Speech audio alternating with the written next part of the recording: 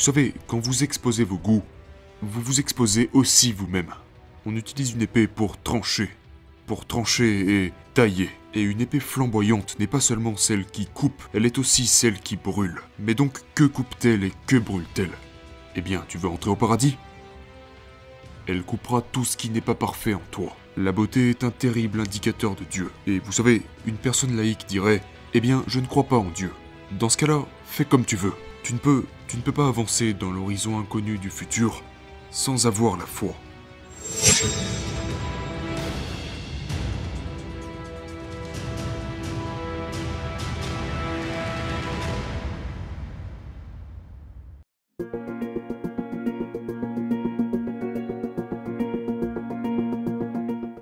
Dostoïevski a écrit dans L'Idiot, à travers le personnage du prince Mishkin, que la beauté sauvera le monde. Solzhenitsyn l'a d'ailleurs mentionné dans son discours du prix Nobel. Que pensez-vous que Dostoïevski voulait dire par là? Avait-il raison? Eh bien, je suppose que c'est le divin qui sauve le monde. On pourrait dire ça par définition. Et puis vous pourriez dire, eh bien, y a-t-il des nuances entre ce qui sauvera le monde et ce qui sauvera éternellement le monde? Et la réponse à cela, selon toute vraisemblance, est oui. Et ça pourrait être la vérité, l'amour, la justice et les vertus classiques. La beauté étant peut-être, dans un certain sens, la plus importante d'entre elles. C'est un cas difficile à établir, mais c'est certainement un indicateur. Dans quelle direction la flèche pointe-t-elle? Eh bien, la flèche pointe vers le haut. Et non, je pense que ce qu'elle indique, ce que la beauté indique, transcende la beauté. C'est plus que la beauté. Ça se réfère au divin. Oui, elle pointe vers le divin. Mais je précise encore, par définition, car on pourrait définir le divin dans un sens réel. Donc, une façon de définir le divin est que ce qui est divin pour vous est votre axiome le plus fondamental. Et vous pourriez dire, eh bien, je n'ai pas d'axiome fondamental. Alors je vous répondrai, très bien, mais dans ce cas-là, vous êtes simplement confus. Parce que vous vous retrouvez avec un tas d'axiomes contradictoires les uns avec les autres. Et vous pourriez dire, eh bien non, je n'ai pas d'axiome du tout. Et je vous dirais, eh bien, si vous pensez cela, vous êtes juste épistémologiquement ignorant de la compréhension elle-même. Parce que ce n'est tout simplement pas vrai du tout. Donc vous ne pensez pas qu'un être humain puisse exister à travers des contradictions? Eh bien oui, nous devons pouvoir exister au sein de la contradiction, mais lorsque les contradictions se manifestent, par exemple par la confusion, en ce qui concerne la direction, alors, la conséquence à cela, techniquement, c'est l'anxiété. Et la frustration et la déception, et toutes sortes d'autres émotions négatives. Mais l'émotion négative cardinale, signifiant de multiples voies à suivre, est l'anxiété. C'est un signal d'entropie. Mais vous ne pensez pas que ce genre de signal d'entropie puisse être canalisé vers la beauté, vers l'amour? Pourquoi la beauté et l'amour doivent-ils être clairs, ordonnés, simples? Eh bien, je dirais que ça n'a probablement pas besoin d'être... Ça ne peut tout simplement pas être réduit à la clarté et à la simplicité. Parce que, lorsqu'ils sont structurés de manière optimale, ils constituent un équilibre entre l'ordre et le chaos, et pas simplement l'ordre lui-même. Si c'est trop ordonné, si la musique est trop ordonnée, ce n'est pas acceptable. Ça sonne comme une boîte à rythme. C'est trop répétitif, c'est trop prévisible. Il faut qu'il y ait, comment dirais-je, il faut qu'il y ait une sorte de feu à l'intérieur de ça, en plus de la structure. Il n'y a pas si longtemps, j'étais à Miami pour faire un séminaire sur l'Exode, avec un certain nombre d'universitaires et c'était une belle discussion.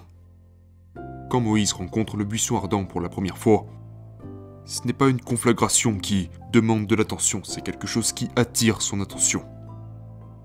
C'est un phénomène, ça revient à quelque chose qui brillerait et Moïse doit s'arrêter et y prêter attention, et c'est ce qu'il fait. Et il voit ce feu qui ne consume pas cet arbre. Et l'arbre est une structure, d'accord ? C'est une structure arborescente, c'est une structure hiérarchique, c'est une structure auto-similaire, c'est une structure fractale, et c'est l'arbre de la vie, c'est l'arbre de la connaissance du bien et du mal, et le feu représente la transformation, qui se produit toujours dans chaque structure, et le fait que le feu ne consume pas le buisson dans cette représentation est une indication de l'équilibre entre la transformation et la structure. Et cet équilibre est présenté comme étant Dieu, et ce qui attire Moïse dans un certain sens, c'est la beauté. Maintenant, il y a l'effet de nouveauté et tout ça, mais ce buisson ardent lui fait le même effet qu'un tableau. C'est une bonne manière de voir les choses à propos de ça. On peut voir ça comme un magnifique tableau. Et souvent, c'est trop à gérer pour les gens. Vous savez, ma maison était, et sera bientôt à nouveau, complètement couverte de tableaux à l'intérieur. Et ça devenait difficile pour les gens d'y entrer parce que Eh bien, ma mère, par exemple, me disait « Mais pourquoi est-ce que tu veux vivre dans un musée ?» Et je lui disais « Eh bien, je préfère vivre dans un musée que n'importe où ailleurs dans un certain sens. Mais la beauté est intimidante. Elle effraie les gens. Ils sont terrifiés à l'idée d'acheter de l'art, par exemple, parce que leur goût se retrouve exposé. Et ils ont plutôt raison d'être terrifiés parce que les gens ont généralement de très mauvais goûts. Maintenant, cela ne veut pas dire qu'ils ne doivent pas l'encourager et le développer, mais vous savez, quand vous exposez vos goûts, vous vous exposez aussi vous-même. Même à soi-même, quand on passe devant tous les jours. Oh, certainement, absolument. C'est ce que je ressens personnellement. Oui, bien sûr, on peut avoir cette tendance à se dire « Regarde comme c'est banal. Regarde-moi ça comme c'est ridicule. À quel point c'est cliché, à quel point c'est stérile, ou trop ordonné, ou même trop chaotique. » Ou à quelle vitesse vous commencez à le prendre pour acquis parce que vous l'avez vu tellement de fois. Eh bien, si c'est une vraie œuvre d'art, ça n'arrivera pas. Parce que vous remarquez les petits détails, le tout est plus grand que la somme de chaque partie. Je veux dire, il y a des images, particulièrement des images religieuses, que l'on pourrait appeler des images profondes, que les gens continuent de décortiquer depuis 4000 ans. Tenez, je vais vous donner un exemple. C'est un terrible exemple. J'ai fait une série de conférences sur la Genèse. Et j'ai pu en décortiquer une grande partie, mais en aucun cas la totalité. Lorsque Dieu chasse Adam et Ève du jardin d'Éden, il place des chérubins avec des épées flamboyantes à la porte pour empêcher les êtres humains de réentrer au paradis. Et j'ai pensé, pourquoi des chérubins? Et pourquoi ont-ils des épées flamboyantes? Je comprends pas, qu'est-ce que c'est exactement? Et puis, j'ai découvert grâce à Matthew Pajot, qui a écrit un excellent livre sur le symbolisme de la Genèse, que les chérubins sont les monstres de soutien de Dieu. C'est une idée très compliquée, et il suggère qu'ils sont en partie une représentation de ce qui est difficile à intégrer dans les systèmes conceptuels. Ils ont aussi un aspect angélique ou démoniaque. À vous de choisir. Maintenant, pourquoi ont-ils des épées flamboyantes? Eh bien, une épée est un symbole de jugement et la séparation du bon grain de l'ivraie. On utilise une épée pour trancher et tailler. Et une épée flamboyante n'est pas seulement celle qui coupe, elle est aussi celle qui brûle. Mais donc, que coupe-t-elle et que brûle-t-elle? Eh bien, tu veux entrer au paradis? Elle coupera tout ce qui n'est pas parfait en toi. Mais donc, qu'est-ce que cela veut dire? Ok, eh bien, voici une partie de ce que cela veut dire. C'est quelque chose de terrible. Alors, on pourrait dire que tout le récit chrétien est ancré dans cette image. Pourquoi? Eh bien, disons que les épées flamboyantes sont le symbole de la mort. Cela semble assez évident. Disons aussi qu'elles symbolisent l'apocalypse et l'enfer. Cela ne semble pas complètement déraisonnable. Ça pourrait être une des idées. Voici donc une idée. Non seulement tu dois affronter la mort, mais tu dois affronter la mort et l'enfer avant de pouvoir accéder au paradis. Le jugement de l'enfer ainsi que toutes les choses. Tout ça est intégré dans cette image. Et une œuvre d'art, avec une image telle que celle-là, contient toutes ces informations, et elle rayonne dans un sens fondamental. Ça pénètre dans les méandres de votre esprit à des niveaux que vous ne pouvez même pas concevoir, et ça vous agrippe.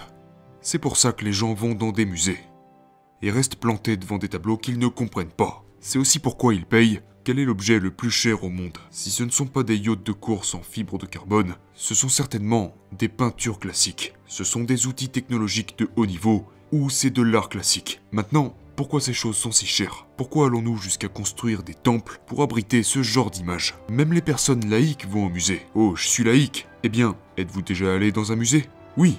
Est-ce que vous regardez de l'art? Oui. Eh bien, qu'est-ce qui vous fait croire que vous êtes laïque alors? Nous avons des images artistiques qui ont au moins 50 000 ans, d'accord? Qui ont survécu. Et certaines d'entre elles sont déjà profondes dans leurs symboles. Par nous, vous voulez dire les humains? Oui, on les a trouvées. Et elles ont survécu aussi longtemps que ça. Et puis, pensez à l'Europe. Les personnes laïques du monde entier font des pèlerinages en Europe. Pourquoi? Eh bien, pour la beauté. C'est évident, je veux dire, c'est vraiment évident. Et c'est en partie parce qu'il y a des choses en Europe qui sont si belles qu'elles vous coupent le souffle, d'accord? Qui vous donnent carrément des frissons. Des choses qui vous remplissent d'un sentiment d'admiration. Et nous avons besoin de voir ces choses. Ce n'est pas facultatif. Nous devons voir ces choses. Comme les cathédrales. J'étais dans la cathédrale de Vienne, et c'était terriblement beau. Terriblement beau? Eh bien oui, c'était terriblement beau. La beauté est-elle douloureuse pour vous? Est-ce la forme la plus élevée de la beauté? Est-ce que cela vous met comme au défi? Oh, absolument, oui. J'ai une plutôt bonne analyse de la statue de David de Michel-Ange qui dit « Tu pourrais être bien plus que ce que tu es ». C'est ce que dit cette statue. Et pour en revenir à cette cathédrale, nous sommes descendus dans sa partie inférieure et 3 étages d'ossements de la peste. Et ils étaient tous là. Et puis cette cathédrale est au-dessus de tout ça. Je veux dire, ce n'est pas une blague d'aller visiter un endroit comme celui-ci. Ça vous secoue au plus profond de vous-même. Et nos systèmes religieux sont devenus proportionnellement douteux. Mais leur architecture est indiscutable. La beauté est un terrible indicateur de Dieu. Et vous savez, une personne laïque dirait « Eh bien, je ne crois pas en Dieu ». Dans ce cas-là, fais comme tu veux. Tu ne peux pas avancer dans l'horizon inconnu du futur sans avoir la foi. Et tu pourrais dire « Eh bien, je n'ai pas la foi ». Dans ce cas-là, bonne chance pour l'avenir alors. Parce que tu seras quoi à part nihiliste, désespéré et anxieux? Et sinon, eh bien, quelque chose vous guidera vers l'avant. C'est la foi en quelque chose, ou en plusieurs choses, qui fait de vous un polythéiste, que je ne recommande pas d'ailleurs.